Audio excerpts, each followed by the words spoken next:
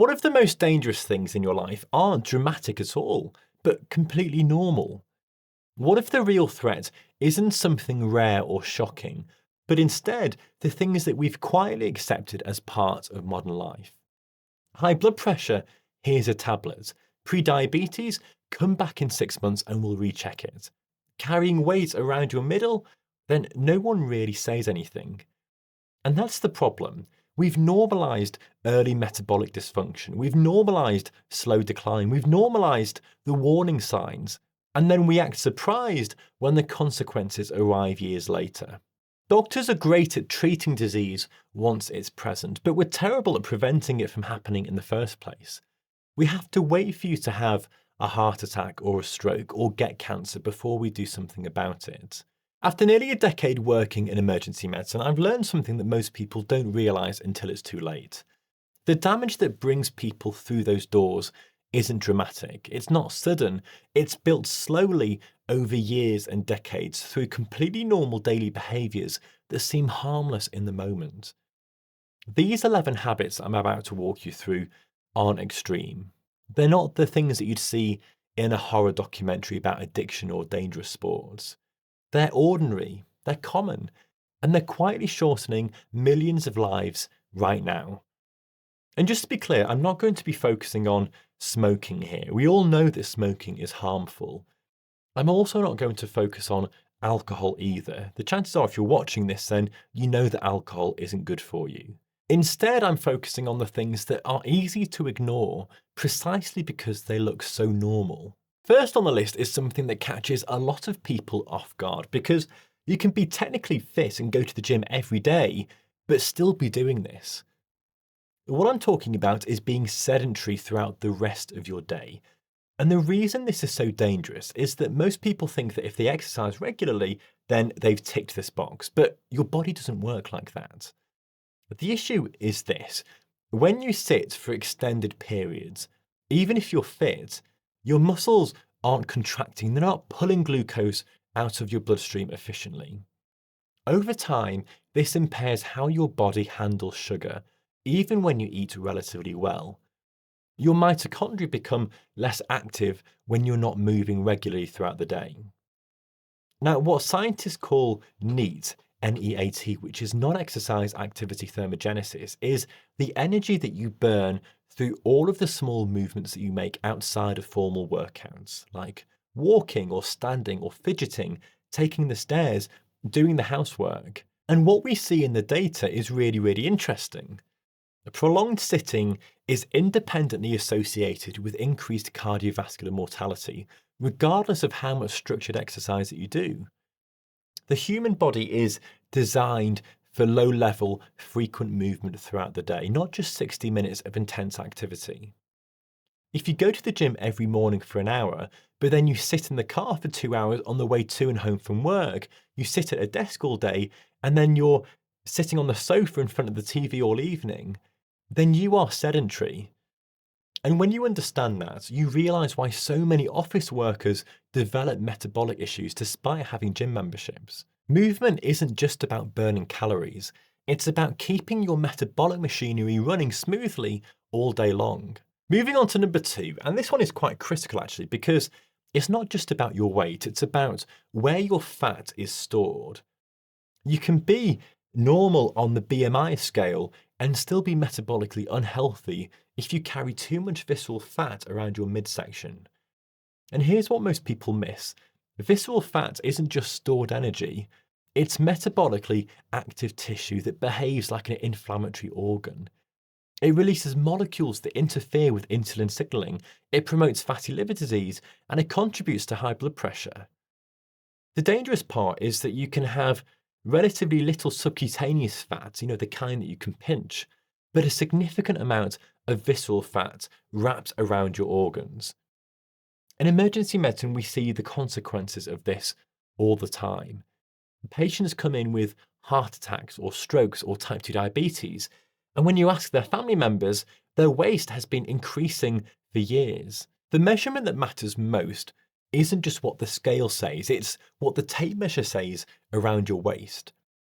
That single number predicts your metabolic future more accurately than your total body weight ever could. This is why many researchers prefer waist to height ratio. And the rule is quite simple. So your waist in centimetres should be less than half your height. So at 180 centimetres, your waist should be under 90. At 160, it should be under 80. And it adjusts for frame size as well. So a 95 centimetre waist on someone who's 6'4" like me is metabolically very different from 95 centimetres on someone who's 5'4" like my wife. The taller person may be healthy.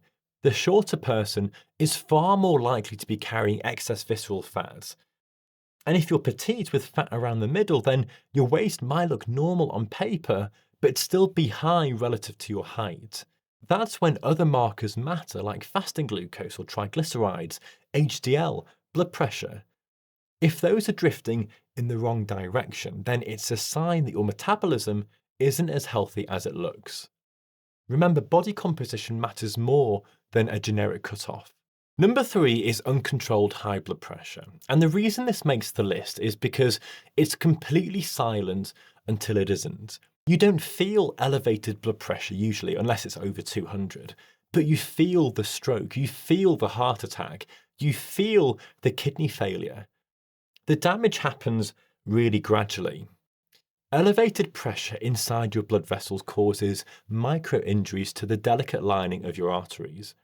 Over years, this accelerates plaque formation in your coronary arteries. It damages the tiny blood vessels in your kidneys and increases your risk of bleeding in the brain. What makes this really dangerous is that most people only discover they have hypertension during a routine checkup, or worse, when they're already experiencing complications or when they've arrived in the A&E. The tragedy is that blood pressure is one of the most modifiable risk factors that we have.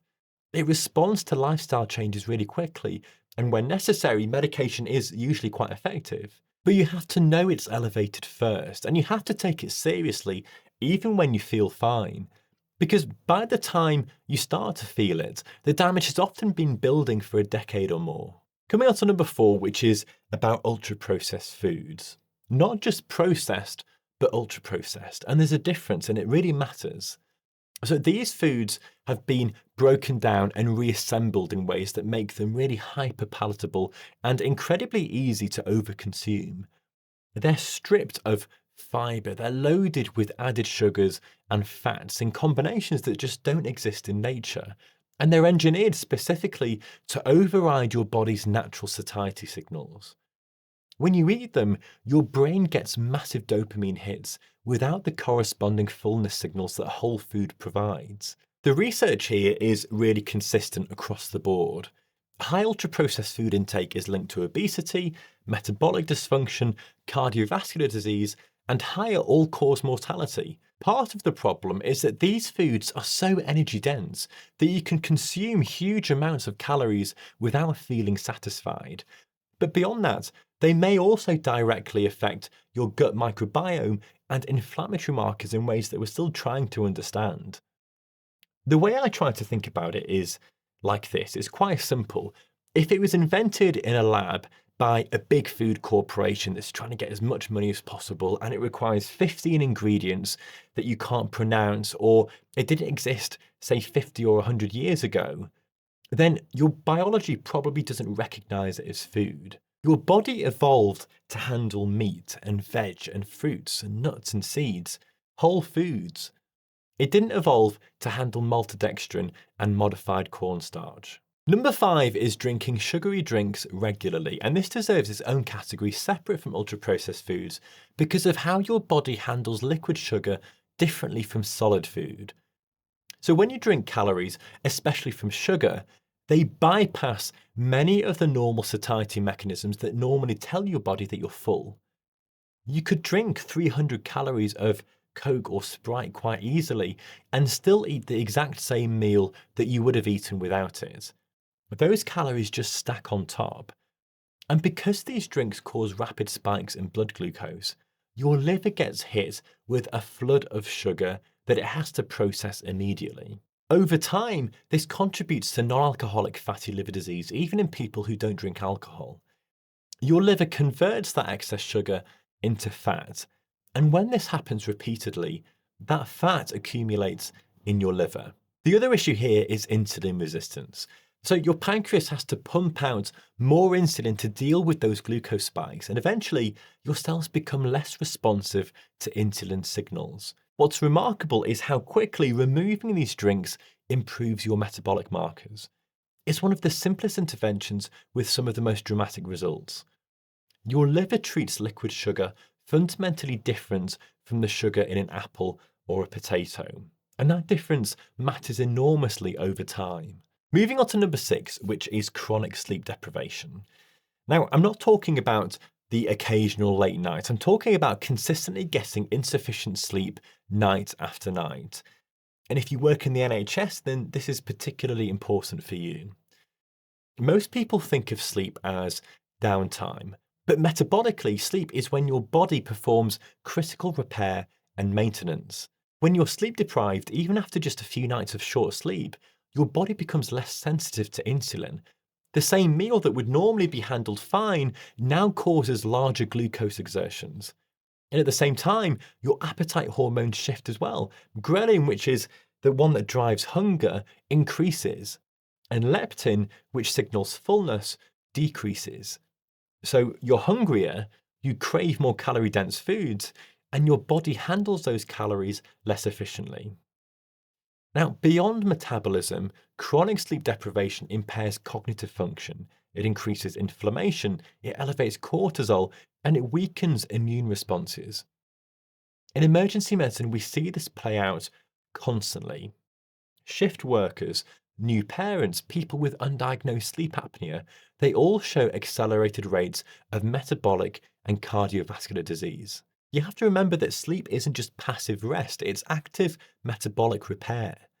When you shortchange it consistently, then you're essentially preventing your body from performing essential maintenance. And over years, that deficit compounds in ways that become impossible to ignore. Now, I know what some of you are probably thinking right now. Alex, that's easy for you to say, but I work shifts. Well, I do too. Emergency medicine isn't exactly built around perfect sleep hygiene. And sometimes your sleep is going to be disrupted. That's reality. But if your schedule isn't fully in your control, then double down on the things that are in your control. Protect your sleep environment when you can. Keep your bedroom dark and cool. Be disciplined about light exposure. Prioritize strength training. Control your food quality. Keep your metabolic health tight. You might not control your rota at work, but you absolutely can control how resilient your body is to it. Sleep matters enormously, but so does everything else around it. So when one pillar is harder to optimize, the others become even more important. Number 7 on the list is chronic psychological stress. And the distinction between acute and chronic stress, which means short-term and long-term, is everything here. So short bursts of stress are protective. They sharpen your focus, they mobilize energy, they prepare you for action. That's adaptive. But when stress becomes chronic and unrelenting and never properly resolved, it becomes corrosive. Chronic stress keeps cortisol elevated, which over time promotes abdominal fat accumulation. It raises your blood pressure, it increases your blood sugar, and it suppresses immune function. It also drives systemic inflammation, which is a common pathway in almost every major chronic disease that we see. Cardiovascular disease, autoimmune conditions, metabolic syndrome, they all share inflammation as a central feature. The challenge is that modern life creates stress patterns that our bodies weren't designed for. We evolved to handle acute stressors, like running from a predator, but then followed by a long recovery period. These days, people live with constant low-grade stress from work demands, financial pressure, relationship issues, information overload, and there's no recovery period. The stress response system never fully switches off. What makes this really dangerous is that people often don't realize how much chronic stress is affecting them until they develop physical symptoms. The body keeps score, even when your conscious mind tries to push through and ignore it. And the most important thing to understand here is that chronic stress isn't just something that you're supposed to handle on your own. If you're struggling, then talk to someone. That could be your partner, it could be a close friend, a family member, your GP. There's always support out there available somewhere. And speaking about it is a strength, it's not a weakness. Stress becomes far more dangerous when it's silent and isolated. Coming to number 8 on the list, which is processed meat consumption. And I've got to be quite balanced here because I know that this one is a bit controversial, but the data is clear enough that it deserves to be included. Processed meats, things like bacon or pepperoni or sausages or ham or salami, these have been classified by the WHO as a group 1 carcinogen, meaning that there's sufficient evidence that they increase your cancer risk, particularly colorectal cancer. Now, part of the issue is the processing itself. The nitrates and the nitrites used for curing and preservation can form compounds in your gut that damage DNA in the colon cells. Now, does that mean that eating bacon once is going to give you cancer? Of course not. But regular consumption, meaning multiple times per week or every day, over years, does increase risk in a dose-dependent way. The more you eat, the higher your risk. And when you combine these processed meats with low fibre intake, which many people do, you compound that risk even further. Now, I'm not here to tell you to never eat these foods, but if they become a daily habit, then it's worth understanding that you're accepting a small but measurable increase in your long-term disease risk. Now, knowledge allows you to make informed choices, and that's why, for me personally, I would only ever eat processed meats like this maybe once every couple of weeks maximum. Number 9 is chronically low fibre intake, and this is one of those foundational nutritional issues that affects almost everything else downstream. Fibre does several critical things. It slows glucose absorption, which helps to stabilise your blood sugar. It feeds the beneficial bacteria in your gut, which produce short-chain fatty acids that reduce inflammation and improve insulin sensitivity. It increases satiety, which helps with weight management. And it also improves digestive transit time, which matters for both nutrient absorption and toxin elimination. Most people in the Western world eat far less fibre than they should be doing. The target is around 30 grams per day, but the average intake is closer to 15 or even less. That deficit has big consequences. Lower fibre intake is associated with higher rates of cardiovascular disease, type 2 diabetes, colorectal cancer, and just overall mortality. The way I try to think about it is that fibre feeds the bacteria that protect you, and I've done a few videos on this in the past. Your gut microbiome isn't just along for the ride, it's an active metabolic organ that influences inflammation, immune function, and even your mental health. When you don't feed it properly, you lose those protective effects. Moving on to number 10, which is our penultimate point in this video, and this one might surprise a lot of people. It's all about poor dental hygiene. This isn't about bad breath or cavities. There's a genuine systemic connection here. Chronic gum disease creates ongoing inflammation in your mouth. But that inflammation doesn't just stay local. Bacteria from infected gums can enter your bloodstream, and inflammatory markers rise systemically. Now, over time, this chronic low-grade inflammation is associated with increased cardiovascular risk. Now, we've got to be careful with causation here. It's possible that people with poor oral hygiene also have other health behaviours that contribute to cardiovascular disease. But even when you control for these factors, there seems to be an independent association. And mechanistically, it makes sense. Chronic infection anywhere in your body drives inflammation, and inflammation damages blood vessels. The point is that oral health isn't separate from your overall health. Your mouth is part of your body, and chronic infection there has consequences beyond your teeth and gums. And finally, number 11, which is all about your fitness. Now, I want to distinguish this from sedentary behaviour that we covered earlier. Being sedentary means sitting too much. Lacking cardiorespiratory fitness means not challenging your cardiovascular system enough to maintain or improve your VO2 max. Now, VO2 max is the maximum amount of oxygen that your body can use during intense exercise. And any decent smartwatch like a Garmin can give a really good estimate. It's a measure of how efficiently your heart, your lungs, and your muscles work together. And here's what's really remarkable. VO2 max is one of the strongest predictors of lifespan that we have. People with low cardiorespiratory fitness have dramatically higher all-cause mortality compared to people with high fitness, even when you control for other factors. This isn't about being an elite athlete or a triathlete. It's about maintaining the functional capacity to move your body vigorously. Walking is great for avoiding being sedentary, but it's not enough to maintain cardiorespiratory fitness. You need to challenge your system with activities that elevate your heart rate and make you breathe hard regularly.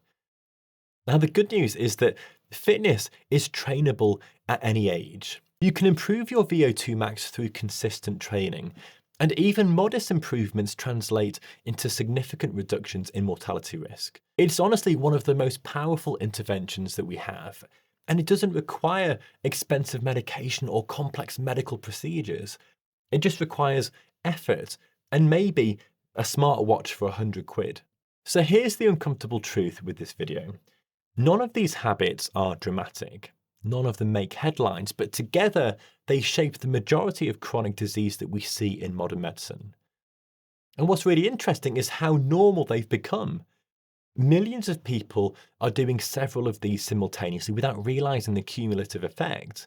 But here's the good news, and this is really important. Every single one of these is modifiable. You're not locked into genetic fates. You're not powerless. These are behaviours, and behaviours can change. You don't need to fix everything at once, obviously. That's overwhelming, and usually it backfires. So just pick one.